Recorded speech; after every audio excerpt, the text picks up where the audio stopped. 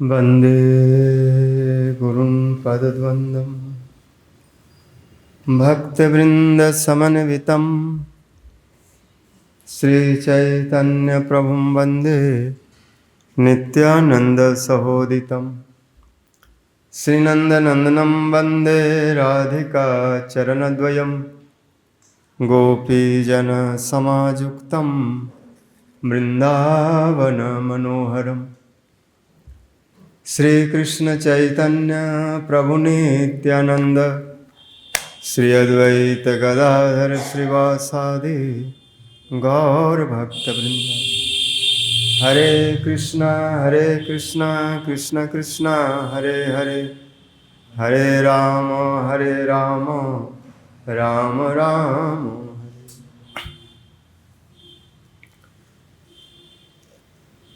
सर्वाग्रे मदि गुरुपाद पद्म नितला पृष्ठों विष्णुपाद अष्टोत्तर सत्स्य भक्ति जीवन जनार्दन गोसाई महाराज नितला पृष्ठों विष्णुपाद अष्टोत्तर भक्ति वेदांत नारायण गोसाई महाराज तथा समस्त रूपानुगुरु वर्गों के चरणों में अनंत कोटि दंडवत प्रणाम करते हुए है की कृपा की प्रार्थना। उपस्थित समस्त वैष्णव जन मातृजन सभी के प्रति वंदन अभिनंदन।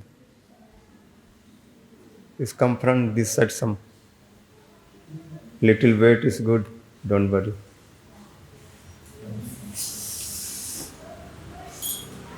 आज बारिश हो रहा है।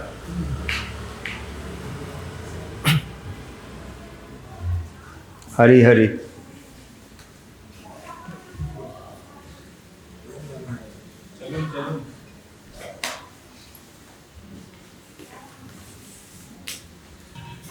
For short time no hiding, that time coming in line. उनका more forward, उनका that time backward.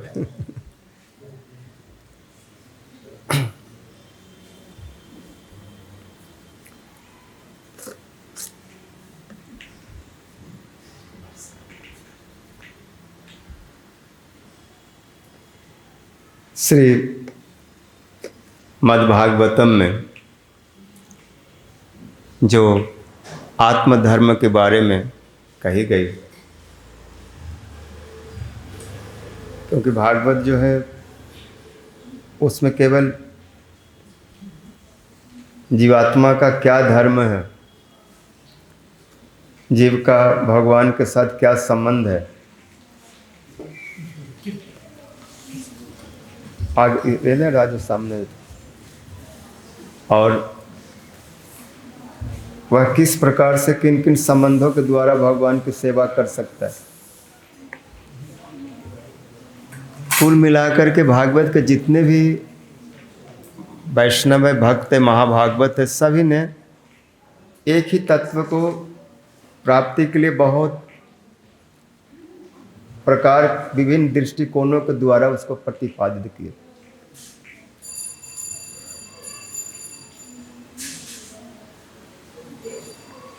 एकदस्य विप्रा बहुधा वदन्ति, एक ही तत्व को विप्र, विप्र मतलब जो प्रज्ञा संपन्न, जो सद असद का विवेचन कर सकते, विचार कर सकते, विशेष प्रज्ञा वाले, विशेष तत्व को जानने वाले, ज्ञान वाले, उसको विप्र कहा गया। जिसकी समझ बहुत प्रखर हो वो विप्र, विशेष करके जो अध्यात्म के विषय में ठीक ठीक से प्रतिपादन कर सकता है। भागवत में आता है विरक्तो वैष्णवो विप्रो वेद शास्त्र विशुद्धि कृत दृष्टान कुशलो धीरा वक्ता कार्यो अनतिस्पृह। ऐसा वो विरक्त हो, वैष्णव हो, वेद शास्त्र के वास्तविक अर्थ को, शुद्ध अर्थ को बताता हो, बतलाने वाला हो, जो श्रोताओं के संशय शंका को दूर करने में समर्थ हो, और दृष्टांत में कुशल, ऐसा उदाहरण, ऐसा दृष्टांत प्रस्तुत करे कि श्रोता को बहुत सरल और सहज रूप में वस्तु समझ में आ जाए।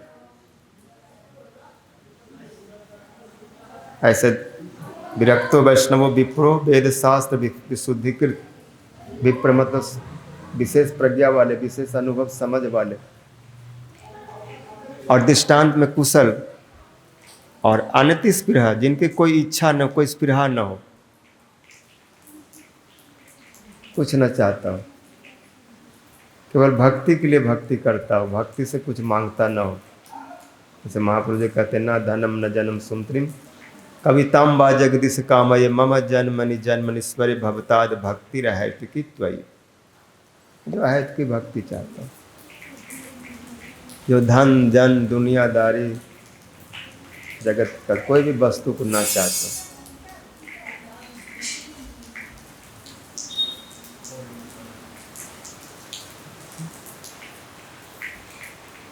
तो ऐसे उस तत्व को, उस शुद्ध भक्ति को, जिस भक्ति में कुछ चाहना नहीं, कुछ मांगना नहीं, इस संबंध में जितने भी भागवत में जितने भी वर्णित जो भागवतों का चरित्र आया है, जीवनी, चाहे वो भीष्म पितामह हो, चाहे कुंती महारानी हो, चाहे सुभद्रा देवी हो, चाहे अमरीश महाराज हो, चाहे वो वृत्र महाराज वृत्रासुर, चाहे प्रहलाद महाराज, चाहे ध्रुव महाराज, और भी जितने भागवत के जो सब बड़े बड़े का नाम आता है, विशेष करके ब्रजगोपियाँ, इन्होंने शुद्ध रूप में भक्ति को ही प्रतिपादित किया। भागवत धर्म को, आत्मधर्म के बारे में बतला।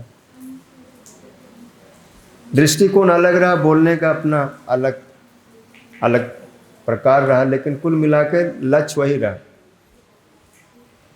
सबका अस्तव स्तुतियाँ एक ही प्रकार है, उसका जो भाव, उसका जो अर्थ निकलता है एक ही जैसा प्रकट होता। भले वो अलग अलग प्रकार से स्तुति कर रहे हैं, लेकिन कहने का जो भाव है एक ही है। अगर वित्रासुर कहते न नाग पृष्ठम न चपारे मेष्ठम न सार्वभौम रसाधिपत्यम, तो इस प्रकार के सभी भक्तों ने कहा, अलग प्रकार से कहा।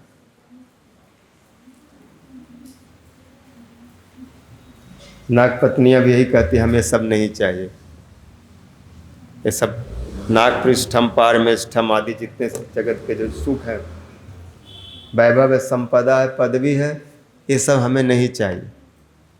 हमें आपके चरण धूलि चाहिए, आपकी सेवा चाहिए, आपसे केवल आपको चाहता हूँ, आपके अतिरिक्त कुछ नहीं चाहता। भगवान ने ही बात उद्धव को बतलाई, क्योंकि शेष में भगवान ही इस वस्तु को कहने वाले प्रथम हैं। उन्होंने जो कहा उसी को इन महाभागवतों ने ग्रहण किया। इसलिए आत्मधर्म, भक्ति धर्म, भागवत धर्म सब पर्यायवाची है। जैसे एक ही शब्द को, एक ही विषय को, एक ही वस्तु को बहुत प्रकार से हम बोल सकते हैं। बहुत एक ही वस्तु का बहुत नाम होता है, एक ही चीज़ के कई नाम होते हैं, जिसको पर्याय कहते हैं। सब पर्यायवाची कहला। तो सबसे पहले इस आत्मधर्म के बारे में भगवान ने ही कहा। भगवान ही सबसे पहले जीव का हमारे साथ क्या संबंध है वो खुद अपने आप, स्वयं अपने आप बतला रहे। जो उस दिन सुन रहे थे ब्रह्मा जी को, सबसे पहले उन्होंने ही बतलाया। ज्ञानम परम गुह्यम में जद विज्ञान समन्वितम सरहस्यम तदंगम च गृहान गदितम मया जावन हम यथा भावो जद रूप गुण कर्मक तथैव तत्व विज्ञानम अस्तु ते मदनुग्रहात्। मेरी कृपा से ये सब तुम्हें समझ में आ जाए। वो परम गुह्य ज्ञान, दिव्य ज्ञान, आत्मज्ञान, भक्ति ज्ञान, आत्मधर्म, भागवत धर्म, ये बड़ा गुह्य है। ये सब इसको नहीं जानते। साधारण लोगों के पहुंच से बहुत दूर है। इसलिए धर्मराज भी जमदूतों से कहते हैं कि आप लोगों ने जो भगवान के पार्षदों का दर्शन किया और उनसे भागवत धर्म के बारे में सुना, नाम की महिमा सुना, बड़े भाग्यशाली, क्योंकि ये सब जगह सुनने को नहीं मिलती। ऋषि तो बहुत हैं और वक्ता भी बहुत है, लेकिन वो बहुत अनाप शनाप बातें करते, इधर उधर की बातें करते। जिससे भगवत प्राप्ति होती हो वो तो कुछ गिने चुने लोग ही बतलाते। ऋषि भी बहवो लोको पंथानम प्रकटीकृता सर्व साध्यस्ते सर्वे प्राय स्वर्ग फल प्रदा। वैकुंठ साधका पंथा सही गोप्यो वर्तते तस्सोपदेष्टा पुरुषा प्रायो भाग्येन लभ्यते। तो ऋषि भी बहुवो लोके पंथाना प्रकटीकृता। ऋषि मुनियों ने इस जगत में बहुत मार्ग प्रकट कर दिए। कोई ज्ञान, कोई योग, कोई धर्म, कोई कर्म, कोई दुनियादारी की बातें बता रहे हैं, व्यवहार की बातें बता रहे हैं। आज जो बताता है लोगों से गुरु मान लेते हैं। या हमारे लिए ऋषि यही महाराज है, महाराज जो कहेंगे वही करूँगा। तो ऐसे ऋषियों ने लोगों को बहुत भ्रमित किया, बहुत पथ, बहुत रास्ता प्रकट कर दिया। और उस रास्ता में चलना इतना आसान नहीं है, बहुत परिश्रम है। और बहुत परिश्रम करने के बाद अगर कुछ मिल भी गया तो तुच्छ थोड़ा सा भोग, कुछ संसार की वस्तु, स्वर्ग, कुछ सुख संपत्ति, और वो सब समाप्त हो जाते। लेकिन जिस उपाय के द्वारा, जिस साधन के द्वारा, जिस धर्म के द्वारा भगवान की प्राप्ति होती है, वैकुंठ की प्राप्ति होती है, गोलोक वृंदावन की प्राप्ति होती है, वह मार्ग बहुत गुप्त है, गोप्य।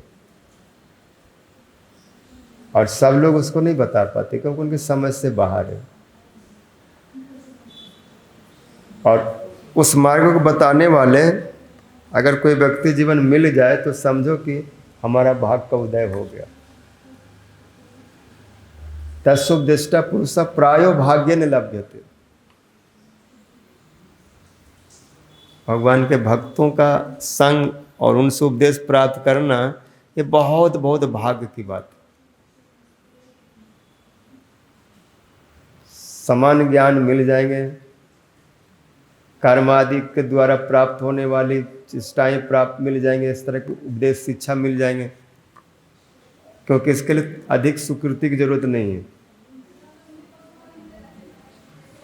ज्ञानतः सुलभा मुक्ति भुक्ति यज्ञादि पुण्यतः संयम साधन सहस्रे हरि भक्ति सुदुर्लभ। ज्ञान आदि से मुक्ति हो जाएगी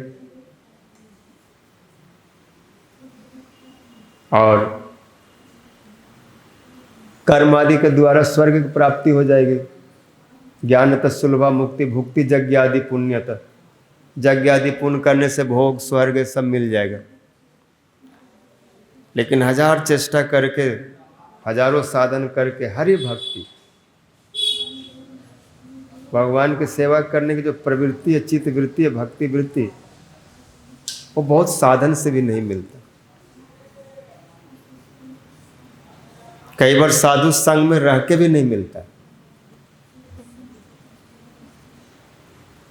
क्योंकि उसके लिए अपना भी संस्कार चाहिए। जो दे रहे हैं उसको ग्रहण करने की अपनी क्षमता भी चाहिए। इसलिए वो वृत्ति को कैसे पाया जाए उसके लिए अपनी भी साधन होनी चाहिए, अपनी भी साधना होनी चाहिए। इसलिए संयम साधन सहस्रे हरि भक्ति सुदुर्लभा। सा यम वो जो भक्ति है, यम सा भक्ति बहुत दुर्लभ। साधु संग में रह के वो जैसे सेवा कर रहे हैं, हम भी सेवा कर रहे हैं, लेकिन वो सेवा कर रहे हैं और हम जो सेवा कर रहे हैं उसमें जमीन आसमान का अंतर है। वो सेवा आत्मा से कर रहे हैं, वो सेवा अपने स्वरूप में स्थित होकर कर रहे हैं, वो साक्षात सेवा कर रहे हैं, और हम मशीन की तरह कॉपी कर रहे हैं।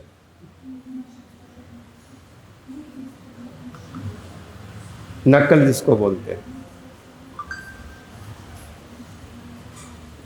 नकल अलग बात है और आत्मा से, स्वरूप से, चित्त वृत्ति के द्वारा हृदय से होना अलग बात है। और हृदय से वही कर सकता है, चित्त मन आत्मा स्वरूप से वही कर सकता है जिसको प्राप्त हुआ। जिसको गुरु जी ने वो वृत्ति दी है तो उसके अंदर में आएगा। और गुरु जी के देने पर भी यदि उसमें उस वृत्ति को ग्रहण करने की क्षमता है तभी वो कर सकता है। इसलिए गुरु वैष्णव लाखों को कथा सुनाने के बाद भी बोल देते हैं कि इतना लोगों को मैं बोल तो रहा हूँ, लेकिन एवं मान लो जैसे कोई उल्लू के वन में जहाँ पर उल्लू लोग बैठे होते हैं उल्लू उल्लू होते हैं, इसलिए बोलते हैं उल्लू, मतलब एक प्रकार से बेवकूफ़ माना जाता है, समझ कम होती है, क्योंकि दिन में उसको ऐसे भी नहीं दिखता। तो जहाँ उल्लू बैठे रहते हैं वहाँ पर अगर मुक्ता फेंका जाए तो उल्लू मुक्ता को देख करके भी नहीं दिखता, उसको समझ में ना आते कि इसका क्या कीमत है। मुक्ता का मूल्य कोई हंस ही जान सकता। हंस जो होते हैं मुक्ता को चूंकते खाते हैं, लेकिन उल्लू को उसमें कोई समझ में नहीं आता। वो फेंक देंगे तो देख ही नहीं पाते, मुँह ऐसे करके रहते हैं, सामने इतने कीमती वस्तु खाएंगे नहीं, ग्रहण नहीं कर पाएंगे क्योंकि उनको योग्यता नहीं। तो जैसे उल्लू के वन में मुक्ता फेंकने से उल्लू को कोई हाथ नहीं लगता, कोई हंस होगा तो उसमें से चुग लेगा, ले लेगा। तो गुरु जैसे बोलते थे मैं इतना अच्छी अच्छी कथा ऐसा बोल रहा हूँ, इतना तत्व सिद्धांत रस विचार की बातें बतला रहा हूँ, लेकिन सबके लिए नहीं बतला रहा हूँ, मैं एक दो लोगों के लिए बतला रहा हूँ। बाकी तो सब सिर खुजला रहे हैं, क्या गुरु जी बोल रहे हैं, उनको योग्यता नहीं। और कोई लोग ये बोले कि मैं समझ गया, कि मैंने कॉपी में लिख लिया और बार बार रिपीट किया, गुरु जी कैसे बैठते ऐसे बैठो, कैसे बोलते कैसे देखते ऐसे एक्टिंग कर लो। लोग हमको ये सोचे कि मैं भी गुरु जी के समान हूँ, गुरु जैसा करता हूँ। तो बोला नकल तो हो सकता है, लेकिन असल चीज नहीं पकड़ सकते। वो जो वृत्ति है, हृदय के जो भाव है, वो कोई उनके जैसा उनकी सेवा करके वो योग्यता प्राप्त किए वही ग्रहण कर सकते। इसलिए बिना वैष्णव कृपा कोई वैष्णव नहीं बन सकता। और जो वैष्णव बनते उनका इस जन्म का अथवा पूर्व जन्म का कोई न कोई संस्कार होता है, वही ग्रहण कर सकते। इसलिए साधु संग में आकर के वो संस्कार को पाने के लिए व्याकुल होना चाहिए। उस सूक्ष्म वृत्ति को समझने के लिए बार बार उनसे प्रार्थना करना चाहिए कि आप कृपा करके ये सब समझा दीजिए, अनुभव करा दीजिए। और अब हम जब बिल्कुल सरल भाव से, निष्कपट भाव से जब उनका शरणागत होंगे, उनको सचमुच में अपना प्राणों से भी अधिक प्रिय मानेंगे, तो वो चीज़ संक्रमित हो जाता है। भक्ति कोई जबरदस्ती वाली चीज़ नहीं है कि जबरदस्ती कहीं से ले लेंगे, ये कृपा की चीज़ है। कि हम बहुत दिन इन वैष्णवों के साथ जुड़ के रहेंगे इसलिए भक्ति आ जाएगी, ऐसा नहीं है। उनके साथ रहना अलग है और उनका स्नेह को, उनका प्रेम को, उनकी कृपा को पाना अलग है।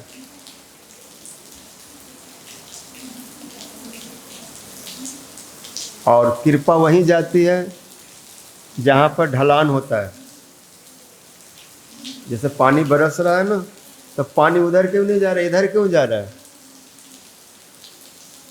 पानी को उधर भी जाना चाहिए, तो उधर इसलिए नहीं जा रहा है कि ऊंचा है। पानी ऊंचे की तरफ नहीं जाता, पानी नीचे की तरफ जाता है।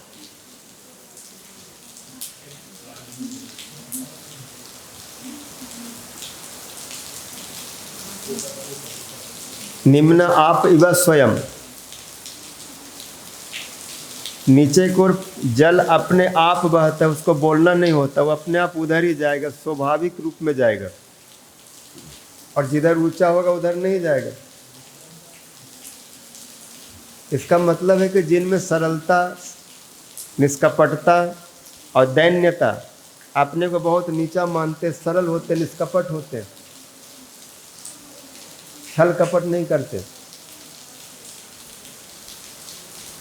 तो वहाँ पर सरल के ऊपर, दैन्य के ऊपर, दीन के ऊपर स्वाभाविक भगवान और भक्तों की कृपा होती है। दीने अधिक कृपा करे भगवान, धनी कुलीन पंडित तेरे बड़ अभिमान। जो दीनहीन हो करके गुरुदेव भगवान के शरण में आएगा और सचमुच में उनकी कृपा के लिए व्याकुल होगा, छटपटाएगा और सावधान रहेगा, तो सावधानी उस कृपा प्राप्ति का उपाय है। थोड़ा आप सावधान हो जाएंगे तो कृपा के जगह पर अपराध भी हो सकता है।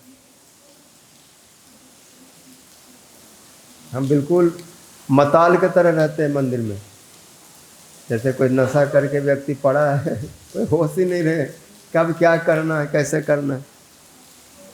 जैसे कोई सेवक राजा के पास रहता है तो हर समय सावधान रहता है, थोड़ा भी उसका एक अभद्र चेष्टा राजा के मन में क्रोध उत्पन्न कर सकता है।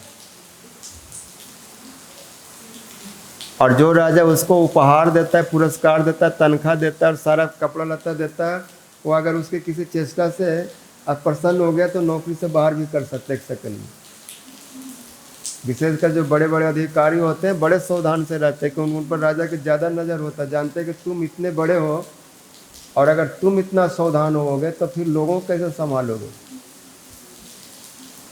तो राजा तुरंत एक्शन लेता है कि ये यहाँ पर रहने लायक नहीं है, हमारे सभासद होने लायक नहीं है, क्योंकि इसको समझ ही नहीं है कि मेरे सामने कैसा व्यवहार करे, कैसा विनम्र होकर रहे, कैसे उसमें भद्रता हो, भद्र भाव हो, भद्रता हो।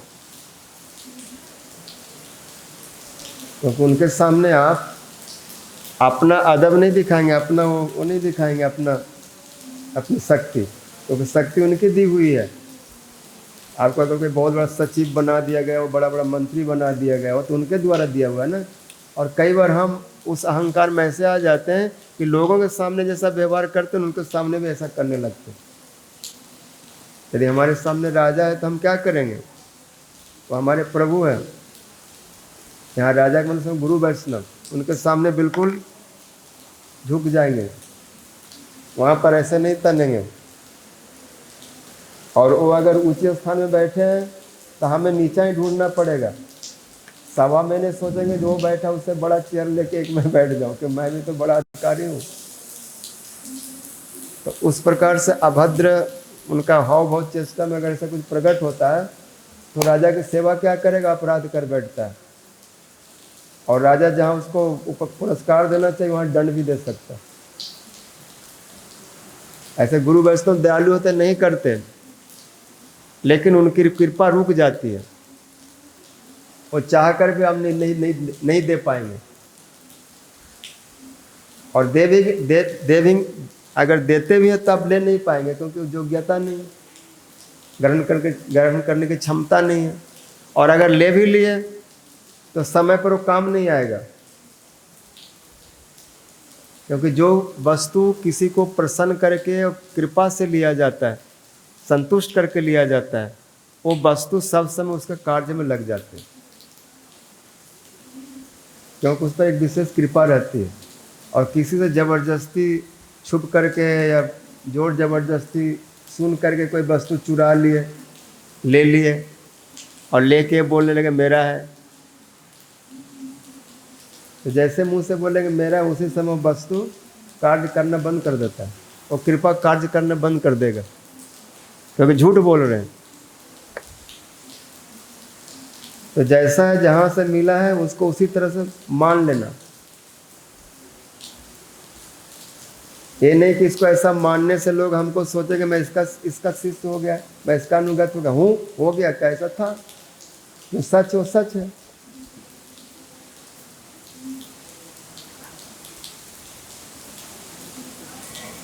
शायद जयपुर के कोई राजा थे, गोविंद जी को, उसके एक भक्त एक जीवनी में आता है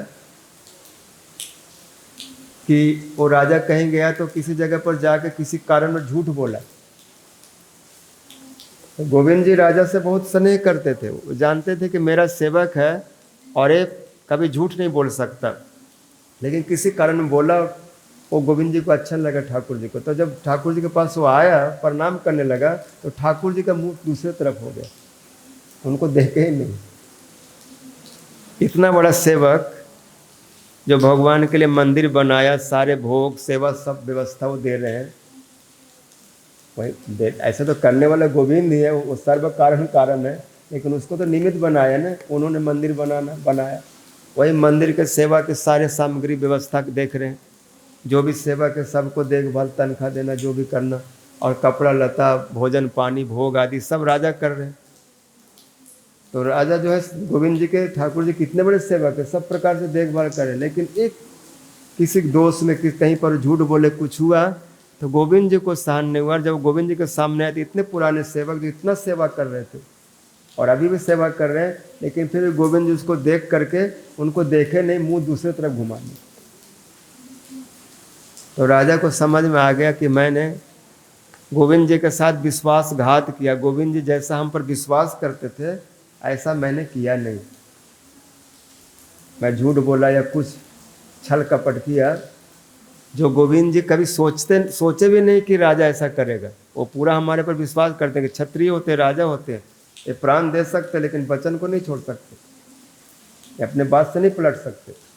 और आज किसी कारण में पलट गए थोड़ा लोभ के लिए, तो गोविंद जी को बुरा लगा, तो गोविंद जी मुंह घुमा ली, उनको देख ही नहीं रहा। ऐसे कथा थी। फिर बहुत विनय किए, बहुत प्रार्थना की, और ऐसा नहीं करूँगा। बहुत समय के बाद फिर जाके गोविंद जी प्रसन्न हुए। तो ऐसे होता है कि हम जहाँ से जो कुछ प्राप्त करते हैं और उसके विरुद्ध बोलेंगे, कुछ करेंगे, तो कृपा बंद हो जाती है और अपना मुंह भी मोड़ लेंगे। और जो चीज़ मिला वो जब जरूरत पड़ेगा उसमें काम में नहीं लगेगा।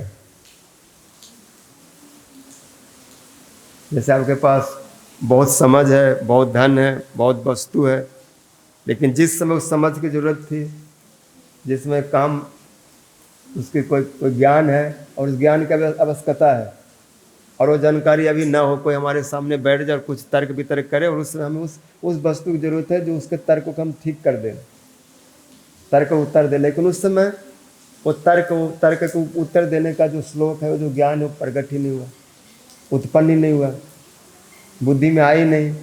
और जब चला गया तो 1 घंटा बाद फिर सब ज्ञान आ जाए तो किस काम का? जब समय पर ही काम नहीं लगा तो बाद में कितना भी ज्ञान आ जाए। किसी के पास कोई धन वस्तु है, कुछ है, और भगवान की सेवा में नहीं लगा तो बाद में किस काम का? जिसमें जरूरत है उसमें नहीं लगा, फिर बाद में करोड़ों अरबों लगा तो कोई फर्क नहीं पड़ता। समय पर वस्तु को उपयोग होना, और ये तभी हो सकती है जब वो कृपा पूर्वक हमारी वस्तु को लेना चाहेंगे।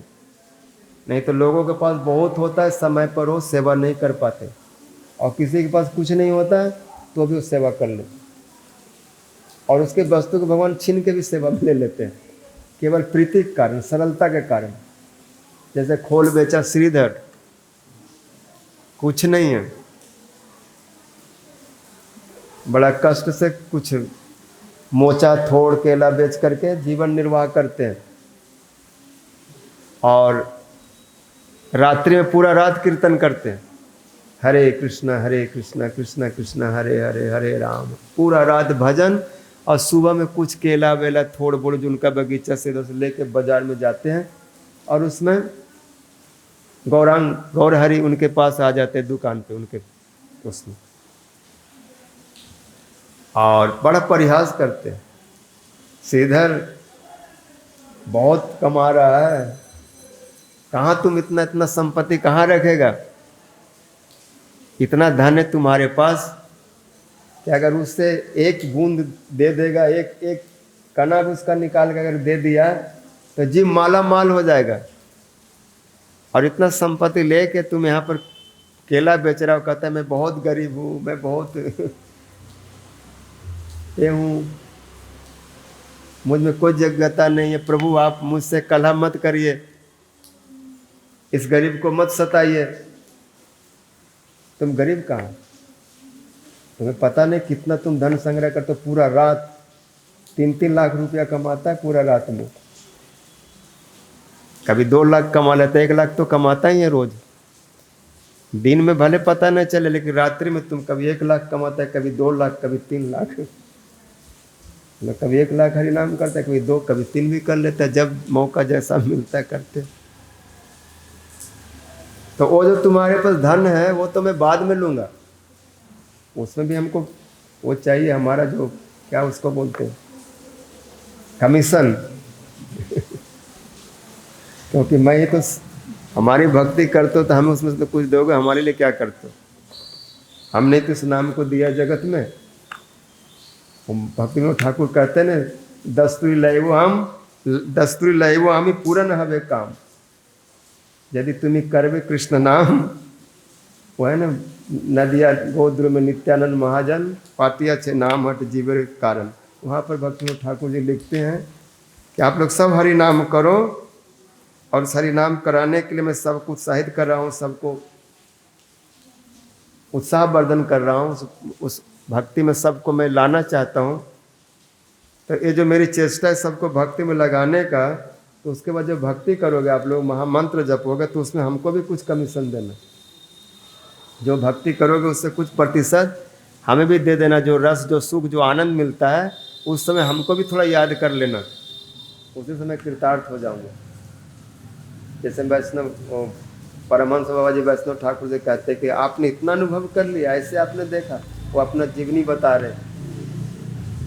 तो वहाँ कह रहे कि जब इस रस को आस्वादन करते हैं, वो बोल रहे थे कि एक हरि नाम करते हुए व्यक्ति को देखा, और वो कोई नहीं थे, सचिनंदन गौर है, उनको दर्शन कराए, उनके आके ऐसे घूम रहे थे और हरे कृष्ण मार्ग में जा रहे थे।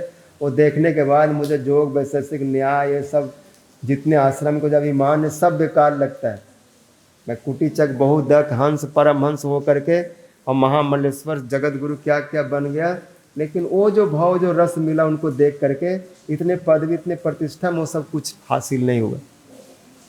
और हमको तो लगता है वो व्यक्ति एक बार मुझे मिल जाए और जैसे वो प्रेम रस में डूब रहा है हमको उसमें डुबा दे, लेकिन उसके बाद वो दृश्य हमको और मिला नहीं, वो दर्शन नहीं हुए। आज आपके पास आकर के लगता है कि आप भी उसी भाव में, उसी रस में डूबे हुए। तो हे महाराज आप कृपा करके मुझे डुबाइए, शायद उन्हीं कृपा से मैं आपके पास आए। तो महाराज बाबा महाराज कहने लगे कि मैं और तुम्हें प्रेम में डुबाऊंगा, मेरे पास कुछ नहीं है, बस धाम में पड़ा रहता हूँ। ये हमारा पता नहीं किस जन्म की सुकृति है कि धाम में पड़ा हूँ, बाकी दिन रात पेट भरने में लगा रहता हूँ, खाता पीता हूँ, सोए रहता हूँ और कुछ नहीं करता हूँ, कोई भजन पूजन नहीं है। लेकिन आप 1 सेकंड के लिए, 1 मिनट के लिए सही उस भाव को प्राप्त किए, उस रस सुख को अनुभव किए, तो जब भी वो भाव आपके हृदय में आएगा, जब भी उस रस सुख मिलेगा, तब मेरे को जरूर याद कर लेना, मेरा स्मरण कर लेना, जिससे मैं भी कृतार्थ हो जाऊंगा। ऐसे दैन होके बोलने लगे। तो वैष्णव ठाकुर को लगा कि ये क्या है, ये भक्ति मार्ग कैसी प्रवृत्ति है, कैसा मार्ग है, कैसी चेष्टा है कि व्यक्ति के पास इतना माल, इतना रस, इतना भंडार है और अभी भी कहता है मेरे पास कुछ नहीं, तृप्त नहीं होता। और रोते रोते कहते, महाप्रभु जी कहते, ना प्रेम गंधवस्ती दरापी में हरो, मुझको भगवान में प्रेम क्या, प्रेम का गंध भी नहीं है, मैं रोता क्यों हूँ, अपना सौभाग्य दिखाने के लिए। रोने से लोग हमको भक्त समझेंगे, प्रेमी समझेंगे। किस बात के सुखा रो रहे हो, अगर कृष्ण के दर्शन होने के बाद रोना आता तो थोड़ा आनंद आता कि देख करके रो रहा हूँ, लेकिन देखा नहीं, सूखे रो रहा हूँ। उनका बंसी ध्वनि नहीं सुना, उनका मुखार भी नहीं देखा, मोर मुकुट नहीं देखा, उनका बरहा पीड़म नटवर बप्पू जो विग्रह उसका दर्शन नहीं हुआ, और सब व्यवहार चल रहा है, खाना पीना सोना हो रहा है, तो इसको क्या प्रेम कहेंगे। इसको प्रेम होता हो तो कृष्ण को थोड़ा स्मरण करके मूर्छित हो जाता है, उसको सारा जगत शून्य लगता है। कुछ भी सुख सुख देने वाला नहीं लगता। सुन नहीं तम जगत सर्वम गोविंद भी रहे नहीं, गोविंद के बिना सब सुन लगता है। लेकिन यहाँ तो सब ठीक लग रहा है, सब भरा पूरा लग रहा है, सब आनंद हो रहा है, सब जुड़े हुए हैं, पूरा चेला भी है, चेली भी है, और सब है, सब माल मसाला आ रहा है, लेकिन वो भाव नहीं, वो भक्ति नहीं। तो इसलिए महाप्रभु जी रोते हैं, विलाप करते हैं। तो श्रीधर से कह रहे हैं कि आपने बहुत संग्रह किया, आपके पास इतना है कि उसका कोई सीमा नहीं, कोई बता नहीं सकता कितना है, वो तो बाद में लूँगा।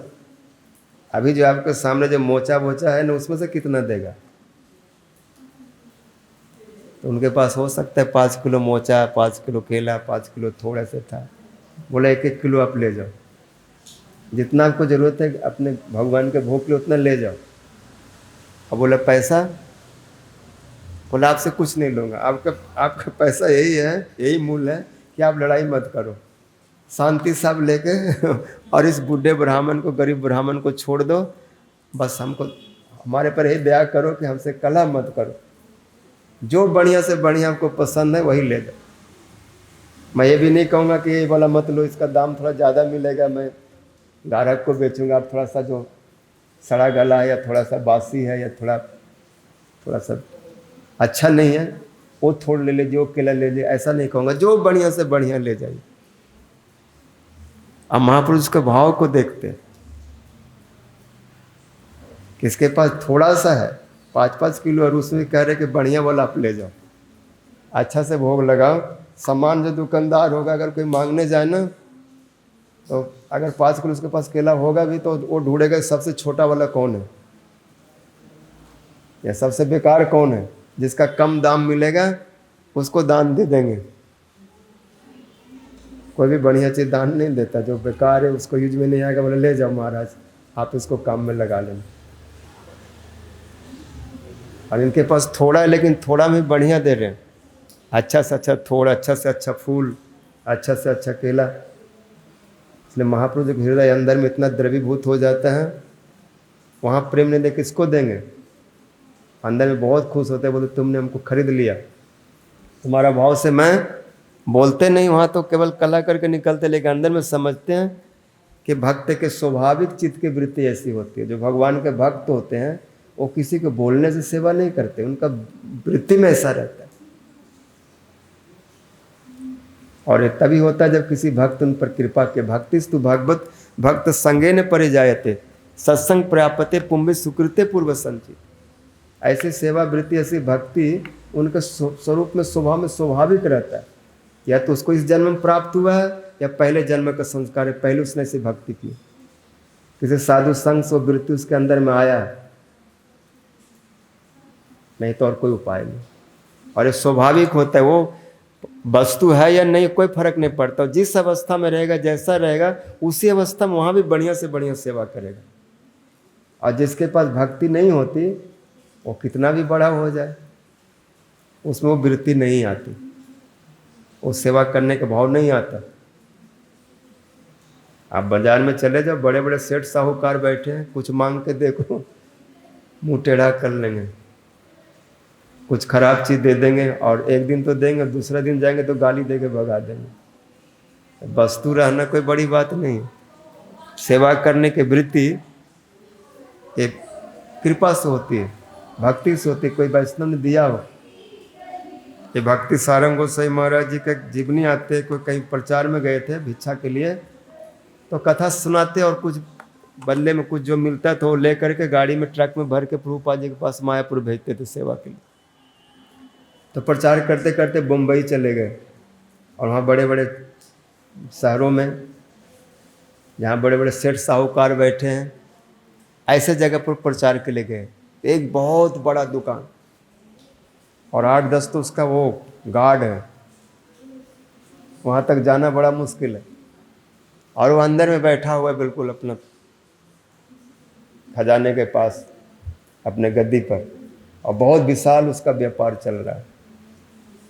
तो ये भी पगड़ी वगड़ी बांध के बड़ा ये भी ठाट बाट में पहुँचे और बोले कि हमें उनसे मिलना है, थोड़ा बात करना। तो दूर से वो कह रहा है महाराज हमारे पास टाइम नहीं है, आप 5 रुपया ले जाइए। उस सेवक को बोले इसको इनको 5 रुपया दे दो, अब बोलो हमारे पास समय नहीं। ये बोलते नहीं हम 5 रुपया लेने नहीं आए, हम आप हमसे 5 मिनट बात करिए, 5 मिनट हमारी कथा सुनिए। अब हम कैसा भिखारी मत समझिए, मैं कुछ देने आया हूँ। वो सोचा कि शायद 5 रुपये से संतुष्ट नहीं है, बोले 10 ले लो, 20 ले लो, 50 ले लो। वो 500 तक आ गया।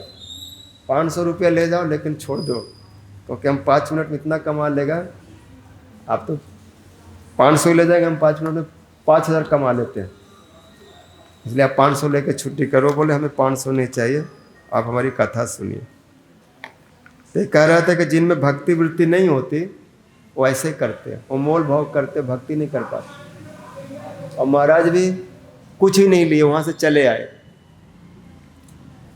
बोले हमको ऐसा भिखारी मत समझो, हम लोग लेने वाले में से नहीं है, देने वाले में से। और अगर कोई कुछ हमको देता है तो दे करके हमारे ऊपर उपकार नहीं किया, बल्कि वो अपना ही कल्याण करता है। अगर कोई साधु वैष्णव को कुछ देता है तो क्या करेंगे, लेके भगवान की सेवा में लगाएंगे। वो अपनी वस्तु तो अपने सीधे सेवा में लगा नहीं सकता, और सही जगह पर कोई चीज़ गया और भगवान की सेवा में लगे तो उसको कितना सुकृति हो जाएगा। और अगर वो नहीं दिया तो कहीं दारू शराब पी के और कुछ ऐसे नाच गान तमाशा में बर्बाद कर देगा। क्योंकि जिसके पास ज़्यादा धन होता है उसको उल्टी खोपड़ी उल्टी दिमाग भी आती है, उल्टा ही पैसे को बर्बाद करते भोग विलास में। तो अगर कोई हमारे कोई वस्तु ले रहा है तो हमारे पापों को ही ले रहा है, हमारे अनर्थों को ले रहा है, हमारे दुष्कृति को ले रहा है और सुकृति प्रदान कर रहा है। इसलिए साधु महात्मा भी कुछ लेते हैं तो ये मत सोचो कि हमने उनको दे दिया, बल्कि ये सोचो कि हमारा पाप हमारा मंगल ले गए और उसको मंगलमय बना दिया। तो भगवान भगवान के भक्त और भक्ति सब मंगलमय है। उसके लिए अगर कोई वस्तु लग जाता है सेवा में तो द्रव्य मंगलमय हो जाता है। ऐसे बहुत सारी कथाएं आती हैं। बड़े बड़े विषयी लोग, भोगी लोग अपने वस्तु भगवान की सेवा में लगा के भक्त बन गए। पहले तो वैष्णव लोग भगवान बोले तुम्हारी वस्तु नहीं लूँगा, तुम पाप से कमाया, तुम ऐसे कमाया वैसे कमाया। वो रोने लगे हमारा उद्धार कैसे होगा, जैसे भी वो सेवा में लगा।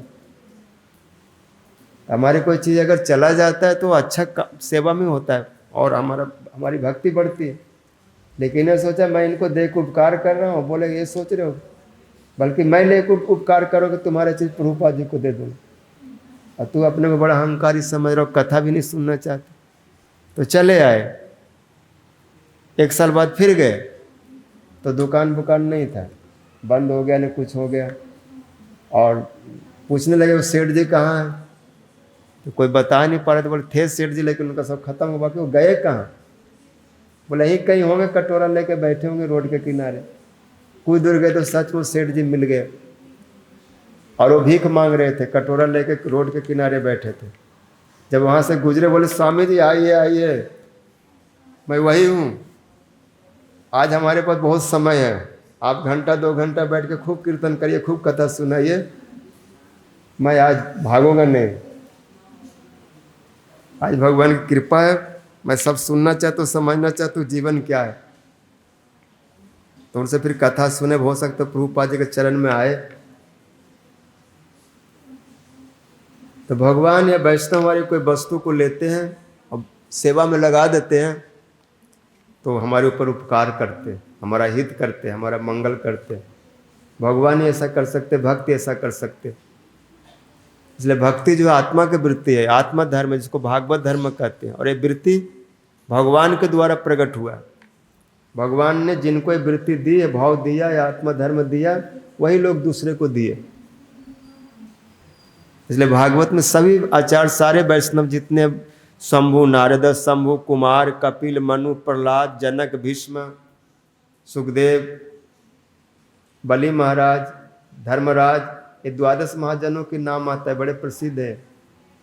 और ये सब भागवत धर्म में प्रतिष्ठित है, और ये धर्म इनको भगवान से प्राप्त हुआ। उसी भागवत धर्म के बारे में जनक महाराज जी जब नव जोगेश्वर से पूछे थे, उसमें कवि नामक जोगेश्वर ने बड़ा सुंदर उस भागवत धर्म के बारे में बतलाया। पूज्यपाद भक्तिवेदांत त्रिविक्रम गोस्वामी महाराज, हमारे गुरु, सभी लोग इस पर बहुत चर्चा करते थे। गौड़िया मठ में आएंगे तो निमित नव जोगेंद्र संवाद, प्रहलाद महाराज जी का चरित्र, ये सब कुछ प्रसंग है जो बहुत शुरुआत में श्रवण के लिए आवश्यक है। श्रवण करके अपने भक्ति को जो नींव है उसको मजबूत कर सकते हैं, भक्ति को वास्तविक प्रवृत्ति को समझ सकते कि आत्मधर्म क्या है। और भागवत धर्म आत्मधर्म समान धर्म नहीं है, और समान लोग के पास जाने से सुनने को नहीं मिलेगा। जैसे धर्मराज कहते धर्मम तो साक्षात भागवत प्रणीतम न ते विदुषयो नापि देवा न सिद्ध मुख्या मनुष्य गंधर्व कुतश्च विद्याधर चारनादय। ये आत्मधर्म भागवत धर्म भक्ति धर्म जो है भगवान के द्वारा कहा गया। गीता में भगवान स्वयं बोल रहे हैं, उद्धव को भी एकादश में स्वयं से आत्मधर्म को भागवत धर्म को उपदेश दे रहे हैं, और ब्रह्मा जी को स्वयं बोले हैं, और जगह जगह पर बोले हैं, जहाँ जहाँ भी उनके भक्त उनके सामने आए उनको बतलाए हैं, और इन महाजनों ने भी उस धर्म को विस्तार किया। तो धर्म भगवान के द्वारा कहे गए हैं, इसलिए नाते विदुषयो नापि देवा, बड़े बड़े ऋषि मुनि देवता लोग मनुष्य गंधर्व विद्याधर चानर ये सब कहाँ से जाने। जब बड़े बड़े ऋषि मुनि देवताओं के हाथ नहीं लगता तो कहते कुतश्च विद्याधर चारनादय। ये जो गाने बजाने वाले जो विद्याधर चानर गंधर्व है जो स्वर्ग में देवताओं के सामने ठुमका मारते रहते हैं, उनके सामने तमाशा दिखाते रहते हैं, ये लोग भी आत्मधर्म भागवत धर्म से बहुत दूर हैं।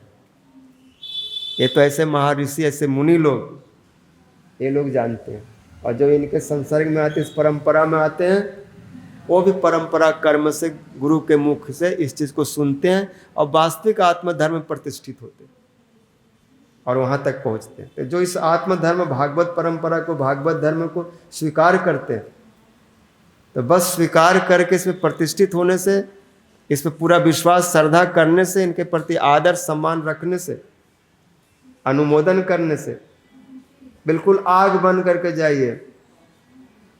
अद्भुत मार्ग है, कुछ बाएं दाएं देखने की जरूरत नहीं है, बस परंपरा को देख लिया, गुरु जी को देख लिया, इस मार्ग को पकड़ लिया, अब कुछ नहीं देखना है, बस आग बन करके दौड़ो इस रोड के ऊपर।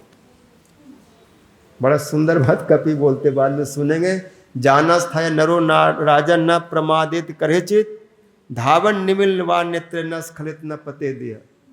ये आत्मधर्म भक्ति धर्म ऐसा मार्ग है कि इसमें जो स्थित हो जाते हैं वो कभी गलती कर ही नहीं सकते, उनसे कभी त्रुटि नहीं हो सकती, और कदाचित अगर त्रुटि गलती हो भी गया तो गिरेंगे नहीं, पड़ेंगे नहीं, मरेंगे नहीं, वो भगवान तक ही पहुंचेंगे, क्योंकि भक्ति में कोई त्रुटि नहीं होती। श्रवण कीर्तन स्मरण पाद सेवन ये भक्ति का क्रम है, इसको आप पालन किए, नवदा भक्ति का आश्रय लिए, लेकिन उसमें कई बार उल्टा हो सकता है। जैसे कोई श्रवण न करके कीर्तन करने लग गया, या कोई कीर्तन न करके स्मरण करने लग गया, कोई सेवा करने लग गया, कोई और भक्ति का अंग पालन करने लग गया। कर्म तो बताया ऐसे से करो, लेकिन आगे पीछे कर दिया। श्रवण करके सीधे कीर्तन न करके स्मरण में चला गया, तब बीच का एक कर्म टूट गया। श्रवण के बाद कीर्तन है, लेकिन कीर्तन नहीं किया, स्मरण में आ गया। तो जैसे कोई व्यक्ति दौड़ता है रास्ता में और उसका पैर ठीक से चल रहा है तब तो सही से दौड़ता होगा, और जैसे पैर अगर लड़खड़ा गया आगे पीछे पड़ गया तो धड़ाम से हो जाएगा। जैसे हम बहुत स्पीड में दौड़ रहे हैं और एक पैर यहाँ पड़ा और एक पैर यहाँ पड़ना चाहिए था, लेकिन पैर लड़खड़ा करके यहाँ न पड़ के यहाँ पड़ गया, उल्टा पीछे पड़ गया, तो क्या होगा? गिर जाएंगे, डिसबैलेंस हो जाएगा। लेकिन बोलते हैं कि इस भक्ति में आगे पीछे क्रम होने पर भी कोई गिरता नहीं, कोई पड़ता नहीं। राम के जगह पर मरा मरा भी कह के सिद्ध हो गए वाल्मीकि जी। केवल श्रद्धा विश्वास हो, भाव हो। अगर थोड़ा सा त्रुटि रह भी गया तो भावाग्राही जनार्दन, त्रुटि को मार्जन कर देते हैं। दुनोति सर्व हृदय सन्निविष्ट बोलेंगे। भक्ति में अगर कुछ अपराध कुछ ऐसा कुछ आ भी गया तो भक्ति के प्रभाव से सब धुल जाता है, नष्ट हो जाता है। स्वपाद मूलम भजत प्रिय से बहुत सुंदर सुनो वहाँ पर उपदेश तत्व बताया। अभी तो आरती के समय हो गया तो सब बता रहे कि भक्ति करने से अगर कुछ त्रुटि आ भी गई तो धुनोति सर्वम हृदय सन्निविष्ट स्वपाद मूलम भजत प्रियस्य त्यक्तन्य भाव हरि पर विकर्मो जचुत्पतन कथनचित धुनोति सर्वम हृदय सन्निविष्ट। यही बात नारद जी व्याज से कह रहे, त्यक्त्वा स्वधर्मम चरणाम्बुजम हरे भजन को पते ततु। भक्ति में सर्वस्व त्याग के अगर भगवान की सेवा में कोई लग गया और कभी किसी कारण से त्रुटि दोष हो भी जाता है तो भक्ति अगर नहीं छोड़ा, भक्ति को पकड़ के रखा है तो भक्ति के प्रभाव से इस सारे दोष को पार कर जाता है, वो गिरेगा नहीं। और अगर कहीं गिर भी गया तो डरना नहीं, कोई गड्ढा या कुआं में नहीं गिरेगा। वो जहाँ भी गिरा होगा, जैसे नज़र उठाएगा, सिर उठा के देखेगा तो राधा ललित माधव भी सामने खड़े होंगे, उनके पैर के नीचे गिरा होगा या वैष्णव गुरुदेव के चरणों में गिरा होगा। उनके चरणों में पैर के नीचे गिरना है, कोई पतन नहीं। वो तो हमारा जिनके पास गिर गया तो खींच के हमको सेवा में लगा लेंगे, यहाँ आ गया चलो सेवा करो। ये भक्ति मार्ग ऐसा है, इसमें कोई गिरता नहीं, गिरेगा तो केवल गुरु जी के चरण में गिरेगा। वो गिरने से वो गुरु जी और उसको सावधानी पूर्वक सेवा में नियुक्त कर देते हैं। तो ऐसा है आत्मधर्म, ऐसा भक्ति धर्म है, लेकिन ये बड़े भाग से मिलता है, सबको नहीं मिलता। इसलिए सावधान, श्री गुरु चरण पद्म केवल भक्ति संत बंदो मोहि सावधान मत। यहीं पर सावधानी है, भक्ति का प्रथम सावधानी है गुरुदेव, क्योंकि आदो गुरु पदाश्रय, भक्ति आरंभ यहीं से होती है। और गुरु के प्रति सावधानी रखेंगे तो हम भक्ति से कभी भ्रष्ट नहीं हो सकते। और यहाँ सावधान हो गया तो जितना भी कुछ करो ताम झाम वो सब दिखावा है। जैसे मरे शरीर को जितना भी आप सजा लो, जो मर गया उसको बहुत कपड़ा लत्ता से, बहुत सोना चांदी दे के सजाते हैं और बहुत ढोल ढपड़ी बजाते हुए नाचते गाते जाते हैं, तो दिखावा मात्र होता है। जीते जी तो उसकी कोई सेवा नहीं किया, जीते जी तो ऐसा आदर भक्ति भाव नहीं रखा, अब बाद में दिखा रहे। तो ऐसे ही अगर गुरु वैष्णव कृपा नहीं है तो शरीर मृत जैसा है।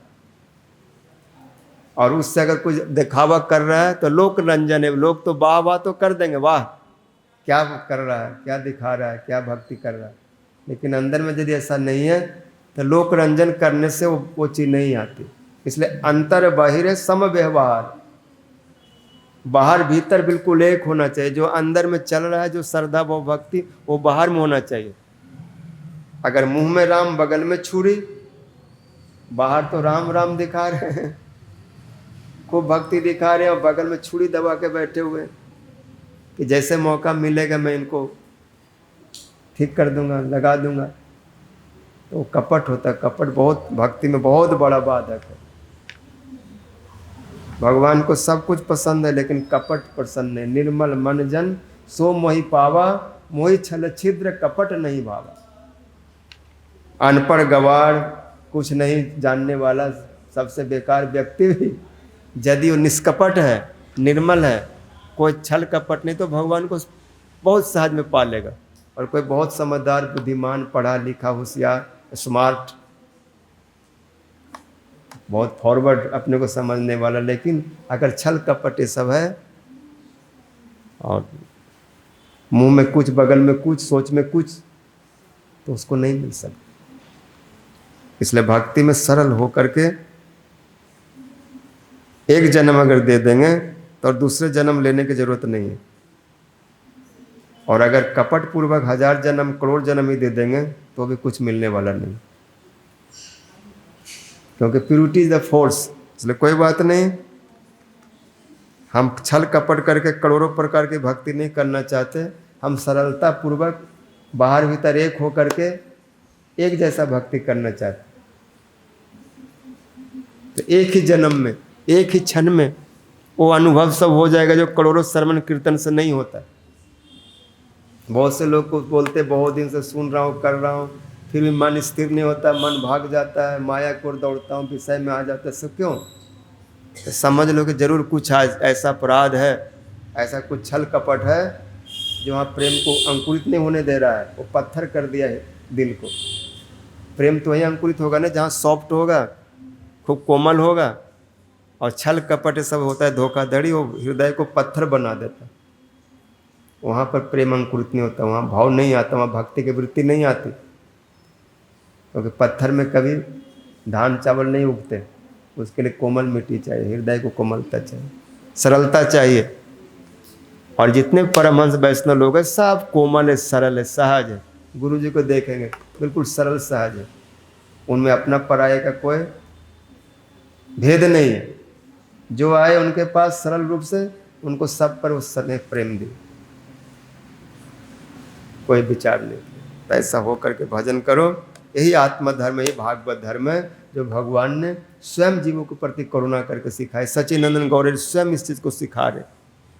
प्रभु तब पद जुगे मोर निवेदन से भजन आदि में, न धनम न जन्म आदि में सब यही चीज बतलाए। ऐ नन तनुज किंकरम आदि जो बोले, नैनम गलद अश्रुधारया बदनम गदगद रुधया गिरा पुलके निचरम कदा बपु तब नाम ग्रहणे भविष्यति। यही सब आत्मधर्म भागवत धर्म की शिक्षा दी, बहुत शुद्ध रूप में।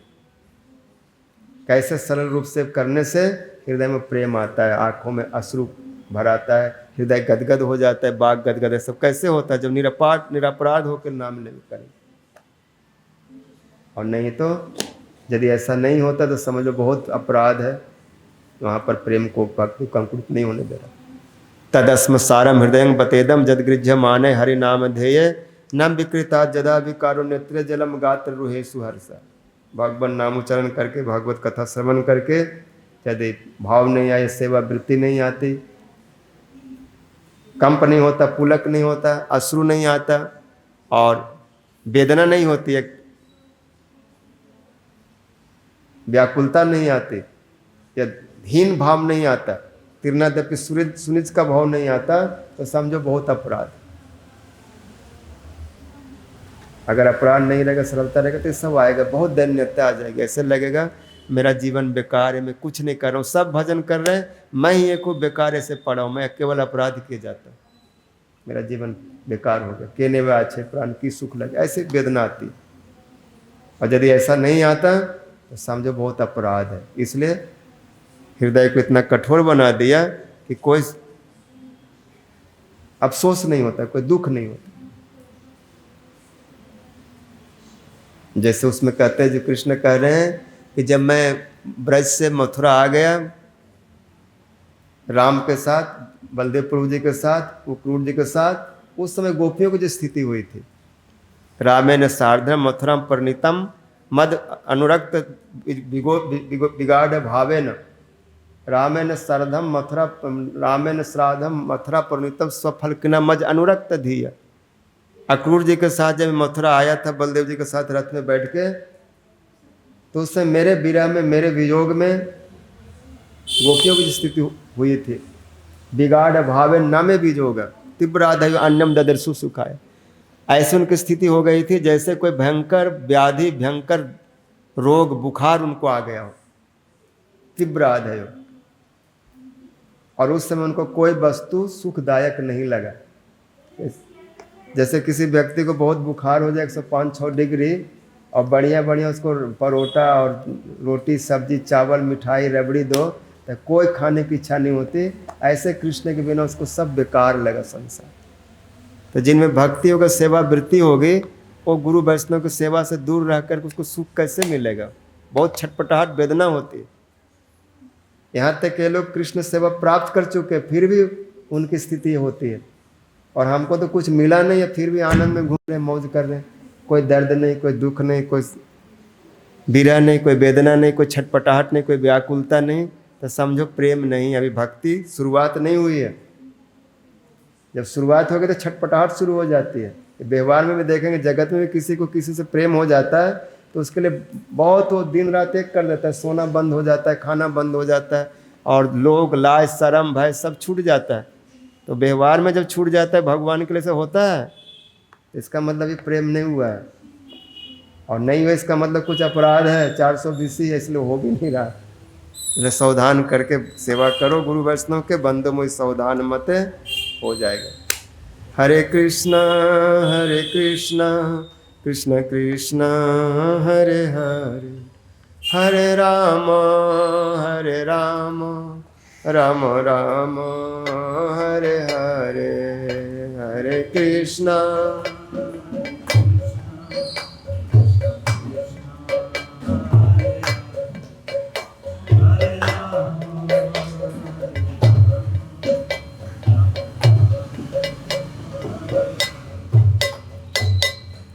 कृष्ण कृष्ण कृष्ण हरे हरे, हरे राम राम राम हरे हरे, हरे कृष्ण हरे कृष्ण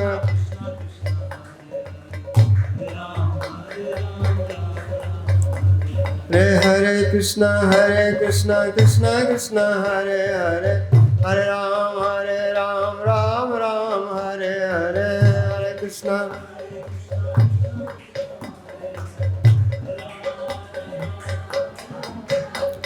हरे कृष्ण कृष्ण कृष्ण हरे हरे, हरे राम राम राम हरे हरे, हरे कृष्ण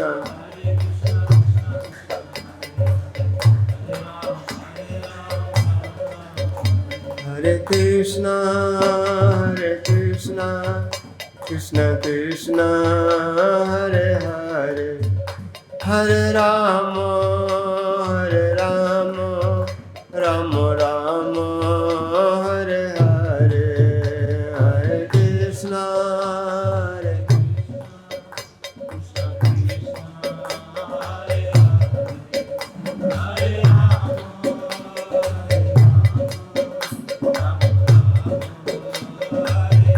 निताई गौर हरि बोल हरि बोल हरि बोल हरि बोल, निताई गौर हरि बोल श्री गौर प्रेमानंदे हरि हरि बोल।